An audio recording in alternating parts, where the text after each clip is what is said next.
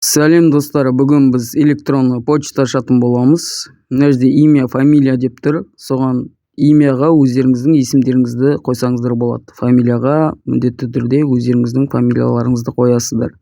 Енді төменгі жаққа түсетін болсаңыздар, день, месяц, год деп тұрды.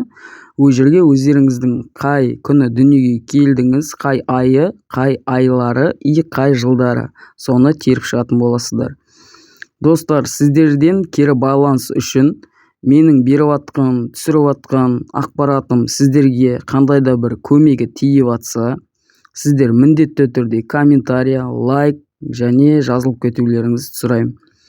Чтобы мен біле отыру үшін да, мен берген ақпарат қандай да бір пайдасы бар екенін білу үшін. Сондықтан лайк, комментарияны ұмытпаймыз. И жазылуды да ұмытпаймыз. Енді қараңыздар, мына жерде жыл, қай жылы дүниеге келді, соны таңдайтын боламыз. Біздің жағдайда мужской. Енді мына жерде сіздер Mail.ru, BK.ru қайсысын таңдайсыздар, өздеріңіз білесіздер. Сіздерге почта предлагать ететін болады. Сіздердің есімдеріңізбен, фамилияларыңызбен және жылдарыңызбен ұнаған бір почтаны таңдап алсаңыздар болады. Енді төменгі жаққа түссеңіздер, сіздерге пароль ойлап тауу керек.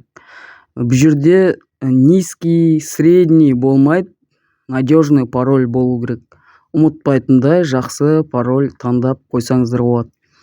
Міне надежный деп шықты. Енді мына жерде сіздерге SMS келу үшін екі почта и телефон предлагать етеді. Біздің жағдайымызда почта тердік. Егер телефон теретін болсаңыз, сіздерге телефонға SMS келетін болады.